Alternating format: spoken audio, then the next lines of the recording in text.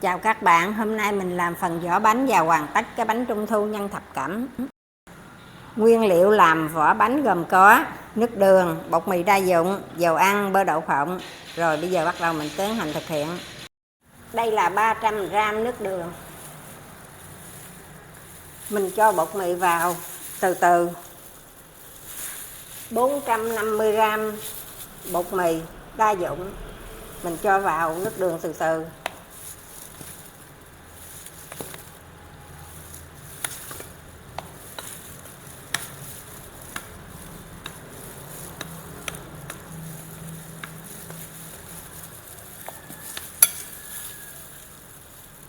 Mình cho hết bột vào luôn.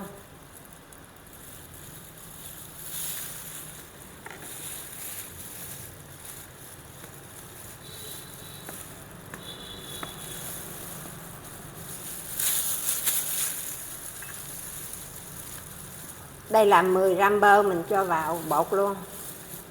10g bơ đậu phộng.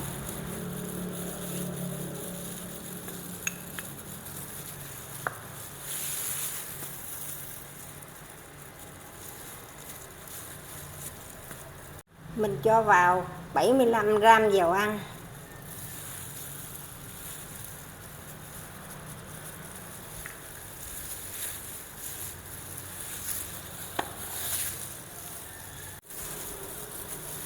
Mình dùng tay mình nhồi cho nó nhanh.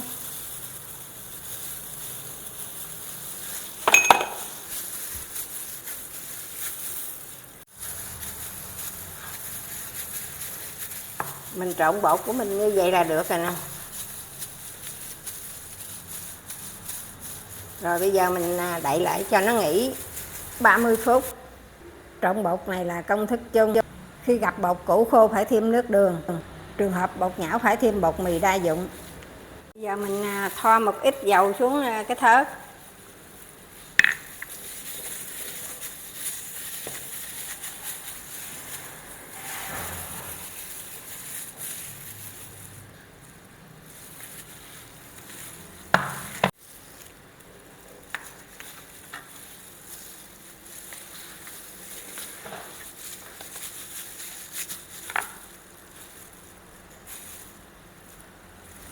Chia bột ra.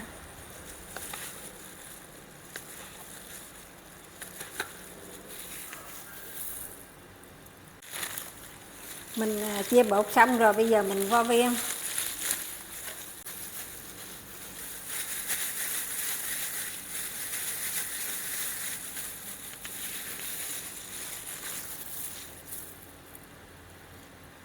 Bây giờ mình vo viên xong rồi đó, bây giờ bắt đầu mình chuẩn bị khuôn.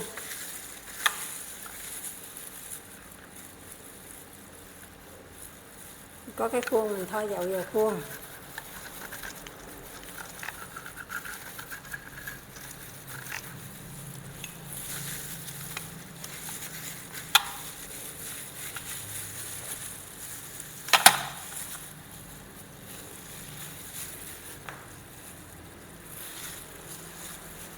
Mình cho vào khuôn một ít bột mì.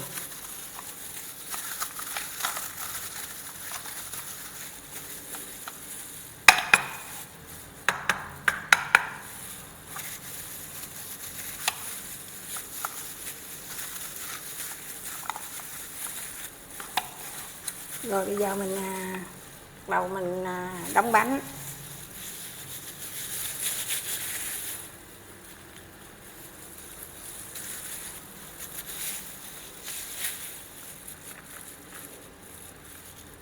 Mình cũng thoa cái cây cán của mình nữa, thoa dầu cán cho đừng nó dính.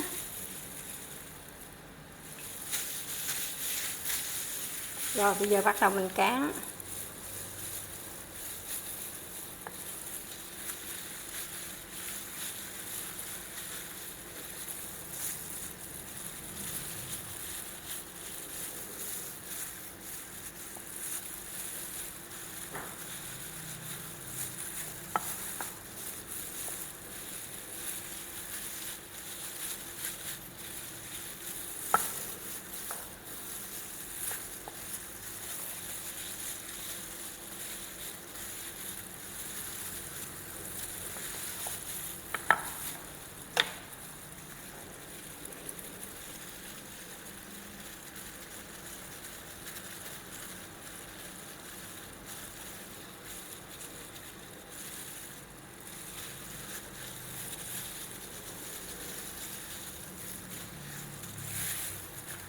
Rồi đây là một cái viên nhân của mình nè, lấy ra.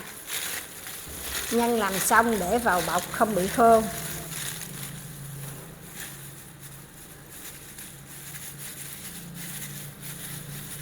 Rồi, viên nhân của mình nè, lấy ra. Cái miếng bột của mình để lên. Úp miếng bột lên nhân. Mình phe quay lên cho nó vừa sát, vừa sôi vừa bóp ép cho sát.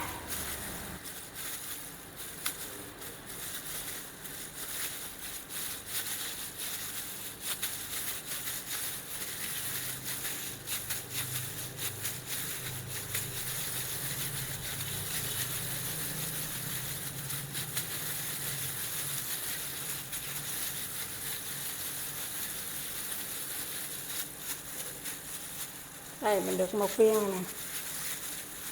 Rồi bây giờ bắt đầu mình lấy cái khuôn, mình cho vào khuôn, để nhẹ nhẹ xuống đây. Mình có miếng giấy mình cắt sẵn vậy nè, đó mình để vậy nè.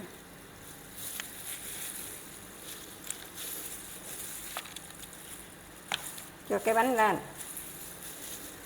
rồi mình ấn xuống, giữ hơi lâu một chút để in rõ nét hoa văn của khuôn. Rồi mình cho nó lên.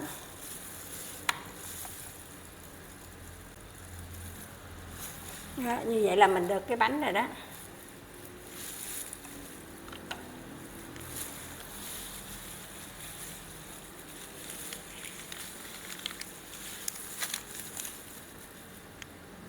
Rồi bây giờ tiếp tục mình làm cái thứ hai.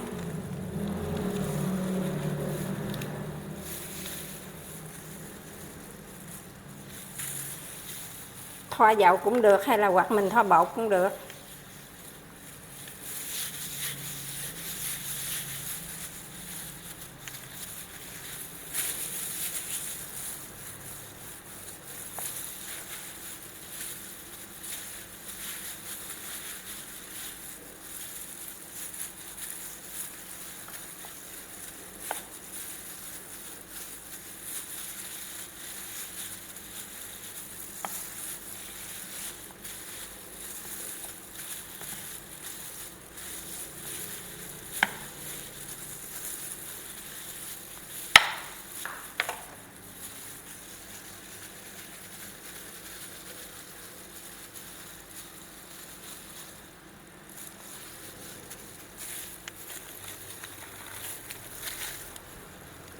Đây cái viên nhân của mình nén cho cứng vô.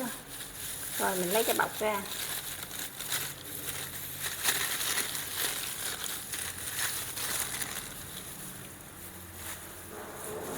Mình để nó đây. Mình lấy miếng bột lên. Cho miếng bột, cho nhân vô, lật ấp xuống. Lật ngửa lên. Vừa sôi vừa bóp cho sát.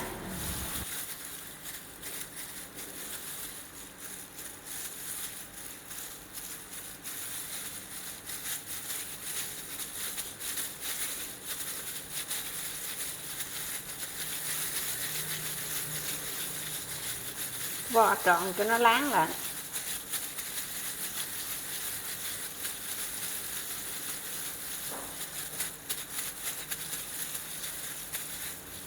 Rồi mình dùng khuôn.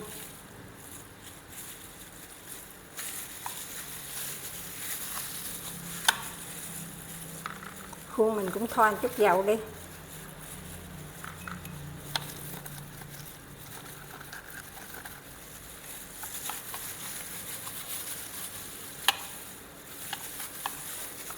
Rồi mình để cái bánh lên. Ém xuống. Nén xuống.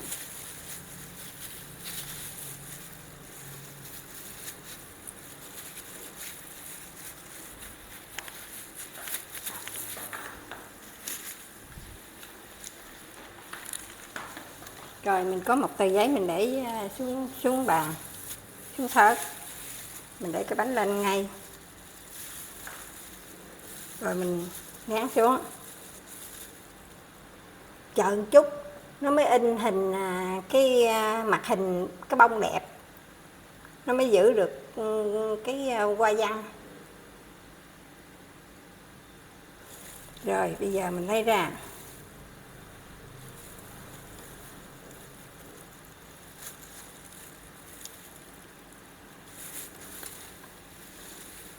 Rồi như vậy là mình được 2 cái bánh rồi, mình tiếp tục mình làm như vậy á. Rồi bây giờ bánh mình đã tạo hình xong rồi, bây giờ mình chuẩn bị đem vào lò nướng. Bánh mình đã đưa vào lò nướng 190 độ, lửa trên lửa dưới, nướng 10 phút. Bánh nướng được 10 phút đổi màu trắng đục. Pha hỗn hợp phết bánh. Giờ mình có 1 lòng đỏ trứng, mình có 1 muỗng canh sữa tươi, không đường, cho vào. Mình đánh cho nó tan. Mình đánh sữa đã tan hết rồi, bây giờ mình cho một cái rây. Mình lượt lại.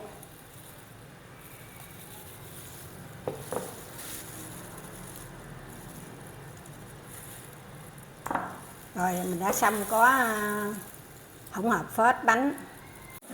Rồi bây giờ bắt đầu mình phết bánh nè. Bánh để nguội tự nhiên hoặc xịt nước cho nguội rồi mới phết.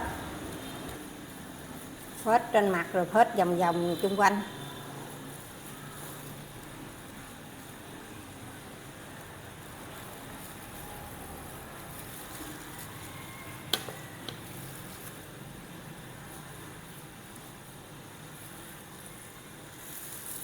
Rồi bây giờ mình phết đã xong rồi đó. Bây giờ mình đưa vô nướng.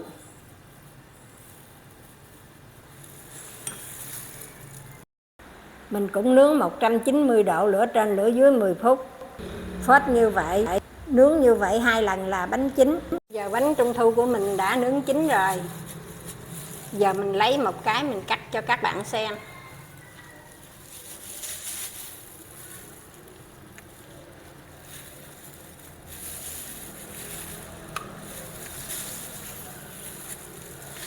Lò của mình lửa không tốt, cho nên bánh chín chỗ đậm chỗ lợt.